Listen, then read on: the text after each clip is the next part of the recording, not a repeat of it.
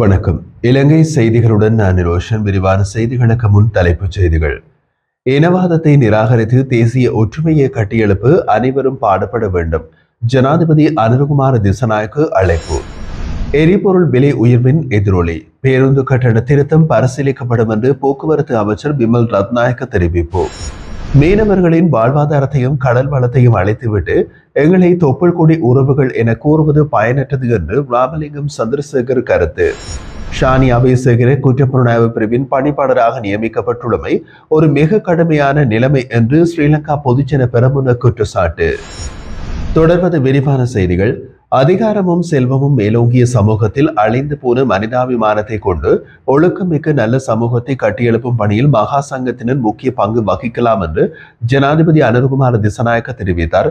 கல்நேவா மகாவலி மைதானத்தில் நடைபெற்ற இலங்கையின் ராமானிய மகாபீடத்தின் 74வது உபசம்பதா மகோத்சவத்தின் தொடக்க விழாவில் கலந்து கொண்டு உரையாற்றிய போது அவர் இவ்வாறு கூறினார். இனவாதம் மூலம் அதிகாரம் பிடிக்க முயன்ற சில அரசியல் குழுக்கள் காரணமாக வடக்கு மற்றும் தெற்கில் பல இளைஞர்கள் பலியாகியதாகவும் இனவாதத்தை நிராகரித்து தேசிய ஒற்றுமையை உருவாக்க வேண்டிய அவசியம் இருப்பதாகவும் அவர் தெரிவித்தார். இணக்கமும் ஒழுக்கமும் நிறைந்த பிக்கு சமூகம் நாடு எதிர்கொள்ளும் சவால்களுக்கு தீர்வாக அமையும் என்றும் பிக்குமார்களின் ஒழுக்கம் தொடர்பான கலந்துரையாடலில் மகாநாயக்க தேரர்கள் ஒருமித்த முடிவுக்கு வந்தால் அரசாங்கம் அதனை முன்னெடுக்கும் என்றும் அவர் கூறினார். முன்னாள் நிகழ்வுகளின் பாரம்பரியத்தை தொடர்ந்து இந்த ஆண்டு 400 பிக்குகள் உபசம்பதா பெற்றனர். நிகழ்வின் போது சசுன உபசம்பதா மலர் பதிபதா தொகுப்பு மற்றும் ஒருமதய அபிமான புத்தகம் ஜனாதிபதிக்கு கையளிக்கப்பட்டது. மேலும் மத மற்றும் ஆன்மீக சேவையில் ஈடுபட்ட பிக்குமார்களுக்கு ஜனாதிபதி கௌரவ சான்றிதழ்களையும் வழங்கினார். எரிபொருள் விலை உயர்வு அறிவிக்கப்பட்டதை தொடர்ந்து இன்று திட்டமிட்டிருந்த பேருந்து கட்டண திருத்தம் பரிசீலிக்கப்படும் என்று போக்குவரத்து அமைச்சர் பிமல் ரத்நாயக்க தெரிவித்திருந்தார். ஊடகங்களுக்கு கருத்து தெரிவித்த அமைச்சர் எரிபொருள் விலை சூத்திரத்தை பயன்படுத்திய பிறகும் இந்த நேரத்தில் பேருந்து கட்டணங்களை திருத்த வேண்டிய அவசியம் இல்லை என்று அமைச்சர் தெரிவித்திருந்தார். முன்மொழியப்பட்ட கட்டண சரிசெய்தல் நேற்று மாலை மதிப்பாய்வு செய்யப்பட்டதாகவும் ஆனால் கணக்கீட்டு முடிவுகள் தற்போதைய சூத்திரத்தின் கீழ் அதிகரிப்பு தேவையற்றது என்பதை காட்டியதாகவும் அவர் மேலும் தெரிவித்தார்.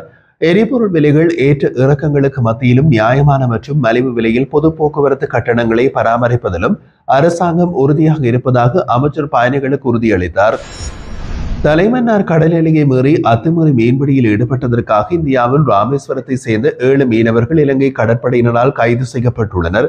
இந்த குழு நேற்று இரவு 11 மணியளவில் சர்வதேச கடல் எல்லையை கடந்த போது கைது செய்யப்பட்டதாக தெரிவிக்கப்படுகிறது. மேலும் அவர்கள் பயன்படுத்திய படகும் கடற்படையினரால் கைப்பற்றப்பட்டுள்ளது. இந்த வாரத்திற்குள் சட்டவிரோத மீன்பிடி காரணமாக இந்திய மீனவர்கள் கைது செய்யப்படும் இது 2வது நிகழ்வாகும். இதற்கு முந்தைய ஞாயிற்றுக்கிழமை ராமேஸ்வரத்தை சேர்ந்த 8 மீனவர்கள் கைது செய்யப்பட்டனர். அவர்களது இழுவை படகுகளும் அதே போன்று கைப்பற்றப்பட்டது. இதேவேளை எமது மீனவர்களின் வாழ்வாதாரத்தையும் கடல் வளங்களையும் அழைத்துவிட்டு எங்களை தொப்புள் கொடி உறவுகள் என்று கூறுவது பயனற்றது என்று கடல் தொழில் நீரியல் மற்றும் கடல் வளங்கள் அமைச்சர் ராமலிங்கம் சந்திரசேகர் தெரிவித்தார். யாழ்ப்பாணத்தில் நடைபெற்றிருந்த ஊடகவியலாளர் சந்திப்பின் போது அவர் இவ்வாறு குறிப்பிட்டிருந்தார். மேலும் அவர் கூறுகையில் 3 மாதங்களுக்கு பிறகு தமிழக மீனவர்கள் மீண்டும் கைது செய்யப்பட்டுள்ளார்கள். அவர்கள் பயன்படுத்திய படகுகளும் கைப்பற்றப்பட்டுள்ளது. அவர்கள் எமது கடற்பரப்புக்குள் அத்துமீறி நுழைந்ததற்காகவே இவ்வாறு கைது நடவடிக்கைகள் எடுக்கப்பட்டது. தயவு செய்து எமது கடற்பரப்புக்குள் மீண்டும் நுழைய வேண்டாம் என்று தமிழக மீனவர்களிடம் கேட்டுக் கொள்கிறோம்.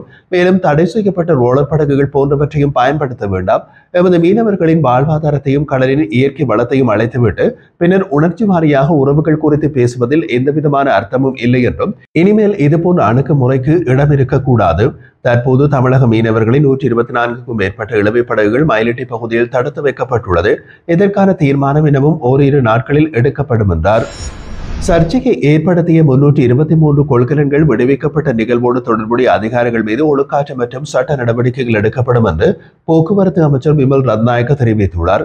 இது தொடர்பாக ஊடகவியலாளரிடம் கருத்து தெரிவித்த அவர் 323 கொள்கலன் தொடர்பான விவகாரத்தை விசாரணை செய்ய ஜனாதிபதியால் நியமிக்கப்பட்ட குழு சுங்க அதிகாரிகளின் தரப்பில் சில தவறுகள் இடம்பெற்றுள்ளதை கண்டறிந்துள்ளது. அந்த அறிக்கையின் அடிப்படையில் ஜனாதிபதி தேவையான முடிவுகளை எடுப்பார் என்றார். அந்த குழு மேற்கொண்ட ஆய்வில் முக்கியமான குறைபாடுகளும் குறிப்பாக சுங்க திணைக்களத்தில் காணப்பட்ட பிழைகளும் அடையாளம் காணப்பட்டுள்ளதாகவும் இந்த நிலையில் சுங்க அமைச்சரும் செயலாளரும் உரிய நடவடிக்கைகள் எடுப்பார்கள் என்றும் அமைச்சர் குறிப்பிட்டுள்ளார். மேலும் ஆதாரமற்ற குற்றச்சாட்டுகள் மற்றும் தவறான தகவல்களால் இந்த விவகாரத்தை அரசியலாக்க முயற்சிக்கும் எதிர்க்கட்சிகளுக்கு கடும் விமர்சனம் தெரிவித்திருந்தார். இதேவேளை சுங்க சோதனையின்றி விடுவிக்கப்பட்ட 323 கொள்கலன்களில் உள்ள பொருட்கள் குறித்து விரிவான தகவலை வெளியிட முடியும் என்று நாடாளுமன்ற உறுப்பினர் அர்ஜுனா ராமநாதன் அவை எங்கிருந்து வந்தன, எந்த நாட்டிலிருந்து வந்தன என்பதை துல்லியமாக தெரிவிக்க முடியும் என்று நாடாளுமன்றத்தில் நேற்று குறிப்பிட்டிருந்தமையும் குறிப்பிடத்தக்கது. ஸ்ரீலங்கன் ஏர்லைன்ஸ் நிறுவனத்தின் முன்னாள் தலைவர் நிஷாந்த் விக்ரமசிங்கே ஜூலை 15ஆம் தேதி வரை விளக்கமறியல் வைக்கப்பட வேண்டும் என்று கோட்டை நீதிவான் நீதிமன்றம் இன்று உத்தரவிட்டது. இன்று நீதிமன்றத்தில் முன்னிலைப்படுத்தப்பட்ட அவரை விளக்கமறியல் வைக்க தலைமை நீதிவான் தனுஜா லக்மாலி உத்தரவிட்டார். லஞ்ச ஊழல் ஒழிப்பு ஆணைக்குழு அதிகாரிகள் மற்றும் பதில் தரப்பின் வழக்கறிஞர்கள் முன்வைத்த வாதங்களை பரிசீலித்ததை அடுத்து இந்த உத்தரவு பிறப்பிக்கப்பட்டுள்ளதாக தெரிவிக்கப்படுகிறது. விமான கொள்முதல் தொடர்பான ஊழல் குற்றச்சாட்டுகளுக்காக அவரை லஞ்ச ஊழல் ஒழிப்பு ஆணைக்குழு கைது செய்தமை குறிப்பிடத்தக்கது. மேலும் நிஷாந்த் விக்ரமசிங்கே முன்னாள் ஜனாதிபதி மஹிந்த ராஜபக்சவின் மனைவி ஷிராந்தி ராஜபக்சவின் சகோதரர் என்பதும் குறிப்பிடத்தக்கது. தேசிய மக்கள் சக்தியின் அரசியல் நிகழ்வுகளில் பங்கேற்று ஷானி அபேசேகர குற்றப்புலனாய்வு பிரிவின் பணிப்பாளராக நியமிக்கப்பட்டுள்ளமை ஒரு மிக கடுமையான நிலைமையை காட்டுவதாக ஸ்ரீலங்கா பொதுஜன பெரமுனவின் பொதுச் செயலாளர் சாகர காரியவசம் குறிப்பிட்டுள்ளார். மொட்டு கட்சியின் தலைமையகத்தில் நேற்று நடைபெற்றிருந்த ஊடகவிலான சந்திப்பின் போது அவர் இதனை சுட்டிக்காட்டினார். ஜேவிபி அலுவலகத்தில் ஊடக சந்திப்பில் கலந்து கொண்டு அந்த கட்சியின் அரசியல் நடவடிக்கைகளில் நேரடியாக பங்கேற்ற ஒருவராக ஷானி அபேசேகர இருந்தவர். அந்த வகையில் அவரை தற்போது குற்றப்புலனாய்வு பிரிவின் தலைவராக நியமிப்பது மிகவும் ஆபத்தான செயலாகும். இதுபோன்ற செயல்பாடு முன்னைய எந்த அரசாங்கத்தாலும் மேற்கொள்ளப்படவில்லை. சட்டத்தை அரசியலுக்கேற்ப மாறுபட்ட வகையில் பயன்படுத்தவும் எதிரணி அரசியல் குழுக்களை அடக்கவும் இந்த நியமனம் திட்டமிடப்பட்டதென தெளிவாக தெரிகின்றது. ஒரு அரசியல் கட்சியாக நாங்கள் இதை கடுமையாக எதிர்க்கிறோம் என்று அவர் குறிப்பிட்டிருந்தார். முன்னாள் ஜனாதிபதி ரணில் விக்ரமசிங்கே எடுத்த கடினமான மற்றும் தீர்மானமிக்க நடவடிக்கைகள் மூலமே நாடு பொருளாதார நெருக்கடியிலிருந்து மீண்டுள்ளதாக நிதியமைச்சின் முன்னாள் செயலாளர் மஹிந்த ஸ்ரீவர்தன தெரிவித்துள்ளார். சிங்கள தொலைக்காட்சி ஒன்றுக்கு வழங்கிய நேர்காணலில் அவர் இதனை தெரிவித்தார்.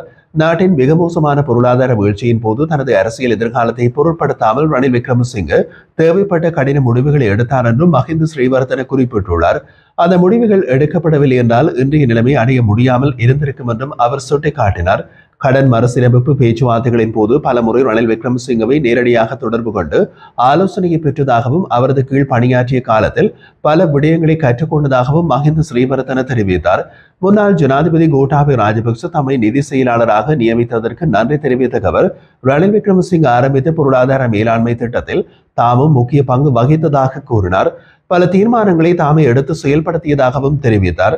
இதேவேளை தற்போதைய ஜனாதிபதி அனுருகுமார திசாநாயக்க அந்த திட்டத்தை தொடர முடிவெடுத்திருப்பது மிக சிறந்த தீர்மானமாகும் எனவும் இது நாட்டின் எதிர்கால வளர்ச்சிக்கு ஆதாரமாக அமையும் என்றும் மஹிந்த ஸ்ரீவர்தன வலியுறுத்தியுள்ளார்.